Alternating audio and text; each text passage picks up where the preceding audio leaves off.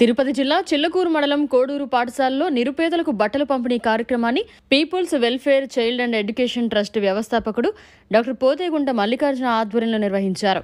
ఈ సందర్భంగా ఆయన మీడియాతో మాట్లాడారు. నిరుపేద పిల్లలు కష్టపడి చదివి ఎదగాలని కోరారు. తమ ట్రస్ట్ ద్వారా నిరుపేద విద్యార్థులు ఎదిగేందుకు తమ సొంత నిధులతో గత కొన్ని సంవత్సరాలుగా చేయూతనందిస్తున్నామని ఈ సందర్భంగా ఆయన గుర్తు చేశారు. తమ ట్రస్ట్ ద్వారా సేవలందిస్తున్న మల్లికార్జునకు ధన్యవాదాలు తెలిపారు. ఆయన ప్రతి కార్యక్రమంలో ఎస్టీ కాలనీలో ఏర్పాటు చేసి తమకంటూ జిల్లాలో ప్రత్యేక స్థానం సంపాదించుకున్నారన్నారు.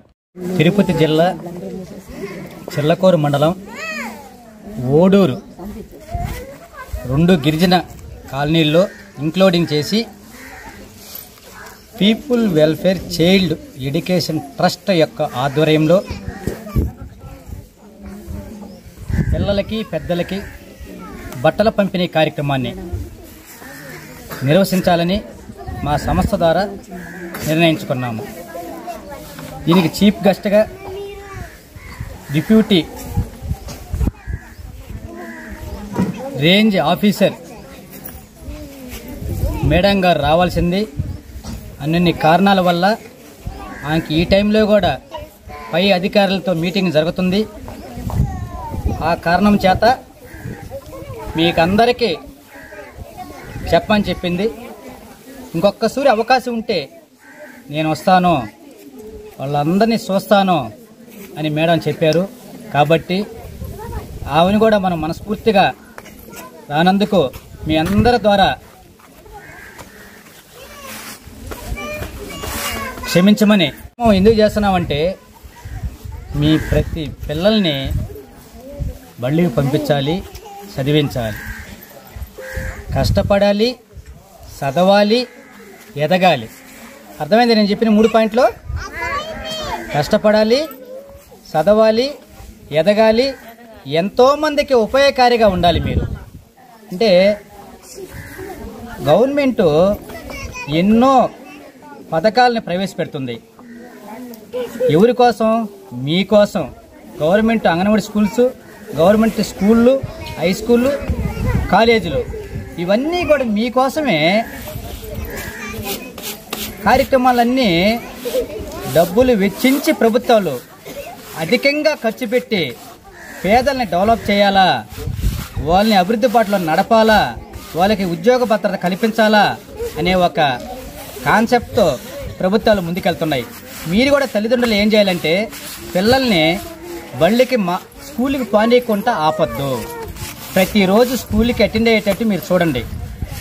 పిల్లలు కన్నా స్కూల్కి కన్నా పోగలిగితే బాగా చదువుకుంటారు. ఉజ్వల భవిష్యత్తు. ఉద్యోగం వచ్చిందనుకో, నేను ఇందాకే చెప్పాను, ఇప్పుడు మన ఆఫీసర్లు ఇక్కడికి వచ్చారు కదా, సిపిడిఓ మేడం గారు, ఆ రోజు కష్టపడి చదివారు కాబట్టి ఈరోజు ఒక ఉన్నతమైన స్థాయికి చేరుకోగలిగారు. మేమంతా కూడా కొంత చదువుకున్నాం కాబట్టి ఒక మంచి స్థాయిలో ఉండగలుగుతున్నాం. అంటే మీకు చెప్పే స్థాయికి ఎదగలిగాము. కాబట్టి మీరు కూడా మీ పిల్లల్ని చెప్పాను, ఇంతకుముందు కూడా చెప్పాను, మీరు ఎక్కడికైనా పెళ్ళిళ్ళకి వెళ్ళినా, ఎక్కడికైనా కార్యక్రమాలకు వెళ్ళినా పిల్లల్ని మాత్రం వెంట పెట్టుకొని తీసుకొని వెళ్ళొద్దు.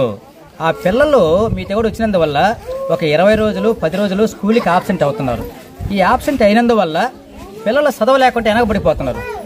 అర్థమైందా తల్లిదండ్రులు? మీకు చేయాలి, అది మీ అందరికీ తెలుసు. కానీ జరిగింది జరిగిపోయింది, జరగాల్సింది చూడండి. నేను చదువుకోలేదా, నేను 15 ఏళ్ళకి పెళ్లి చేయలేదా, నేను 4 కనలేదా, నేను బాగుండలేదా, నువ్వు కూడా పెళ్లి చేసి ఏం కాదు, మంచి సంబంధం, ఉద్యోగస్తులు అలాంటివి చెప్పకుండా, బాల్య వివాహాలు జరగకుండా, అట్లాగా మన బోధనలో జరగకుండా చూసుకోవాలి. నెక్స్ట్ మన బోధనలో కూడా ఒక బాల్య వివాహం జరిగితే మేము అక్కడికి పోయి ఆపేసాం. నైట్కే పెళ్లి తెలిసింది, అప్పుడే తెలిసింది. నలుగులు కూడా పెట్టేసుకున్నారు, భోజనాలు కూడా పెట్టేస్తారు గ్రామం అంతా. మా ముందే వాళ్ళు క్యాటరింగ్ అంతా సర్దుతా ఉన్నారు భోజనాలు చేసి కూడా. కానీ పెళ్లి ఆపేసాం. ఎందుకంటే ఒక దేనికైనా మన కోసమే ప్రభుత్వం చేసేది ఈ పథకాలన్నీ.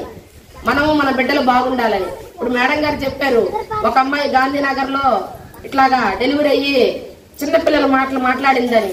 ఎవరో కాదు, మన ఎగురాజుపాళెంలో ఆ అమ్మాయిది ఎగురాజుపాళెం, పేరు చెప్పండి, ఎగురాజుపాళెం. ఆ అమ్మాయి వాళ్ళు ఏం చేశారు, గూడూరు కాపురం వెళ్ళిపోయారు. అక్కడ అమ్మాయి వేరే అబ్బాయిని ప్రేమించి వివాహం చేసుకోవడం 16 సంవత్సరాలకి డెలివరీ అయ్యింది. అది ఆపరేషన్ చేసి తీశారు, కానీ బ్లీడింగ్ ఆగలేదు.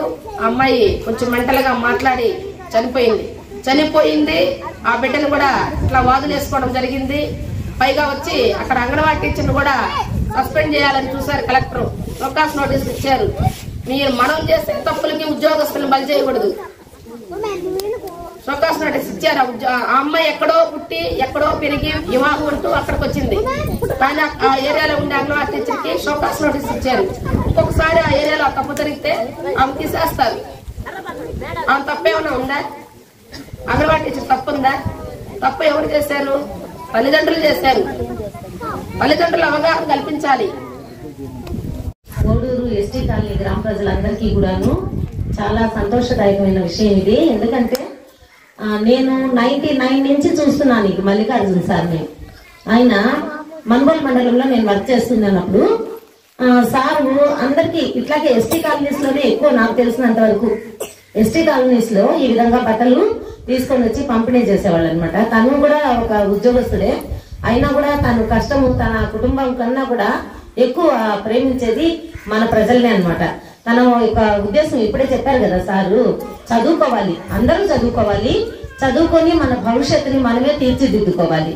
సార్ చెప్పారు కదా, ఏంటి చదువుకోవాలా, చదువుకుంటేనే భవిష్యత్తు ఉంటుంది. లేదు అంటే మనలాగే వేటకు పోవడం, చేపలు తెచ్చుకోవడం ఇలాంటివి. మన తాత వాళ్ళు మన అమ్మమ్మ వాళ్ళు అలా పని చేశారు, కానీ మనం అలా చేయకూడదని ఇప్పుడు మీరందరూ కూడా చాలా నాకు తెలిసినంత వరకు ఈ ఓడూరు ఎస్టీ గ్రామ పిల్లలు కానీ పెద్దవాళ్ళు కానీ చాలా నీట్ గా ఉన్నారు, ప్రాబ్లం లేదు. కొన్ని దగ్గరలో మాత్రం చాలా కొంచెం వాళ్ళ ఇది కనిపించేది, కానీ ఇక్కడ మాత్రం చాలా బాగున్నారు. ముందుగా మీ అందరికీ కూడా మా ధన్యవాదాలు, చాలా బాగున్నారు.